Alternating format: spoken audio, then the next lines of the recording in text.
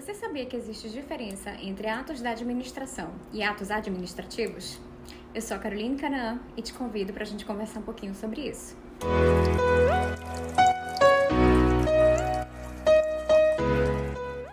Nem todo ato praticado pela administração pública pode ser considerado um ato administrativo. É importante a gente ressaltar que para todo ato tem que ter uma manifestação de vontade.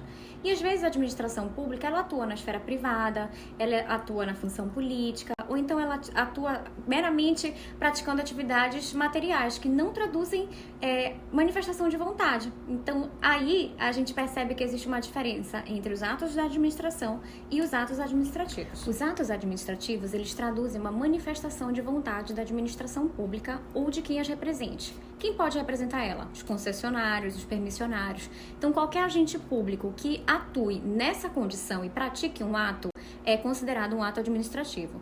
Esses atos eles são regidos pelo regime de direito público, então eles se sujeitam ao controle do Poder Judiciário.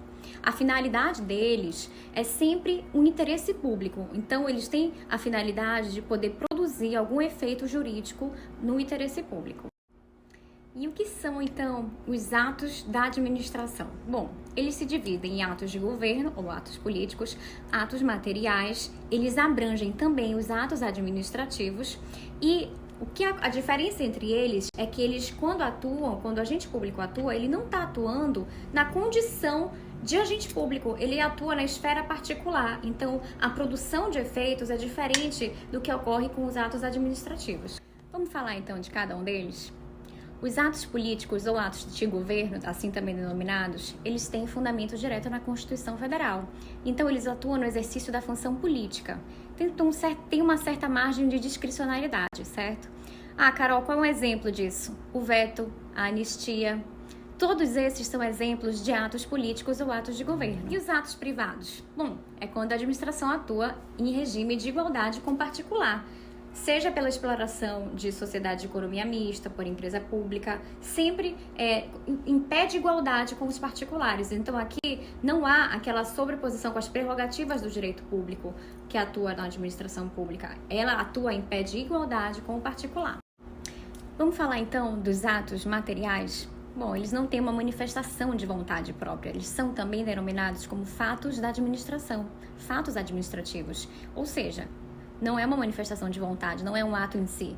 Porém, desse fato decorrem consequências jurídicas. Quer ver um exemplo? Quando a administração manda demolir um prédio, não é um fato? É um ato material. Vamos falar então do fato da administração? Bom, ele antecede a prática de um ato. Ele não goza de presunção de legitimidade, justamente por ser apenas um fato. E a gente pode dizer que ele não tem a finalidade de produção imediata de efeitos.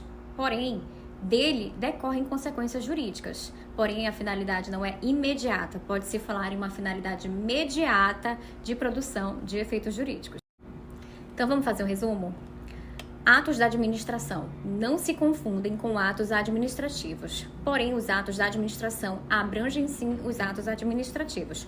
Os atos da administração se subdividem em atos políticos ou de governo, atos materiais, os fatos administrativos, né? E os atos administrativos, por si só, eles gozam da manifestação de vontade da administração pública. Tem que ser uma manifestação voluntária de vontade com a finalidade precípua de consecutar algum interesse público. Então, vamos ficar atento aí nessas diferenças para não errar em prova, tá bom?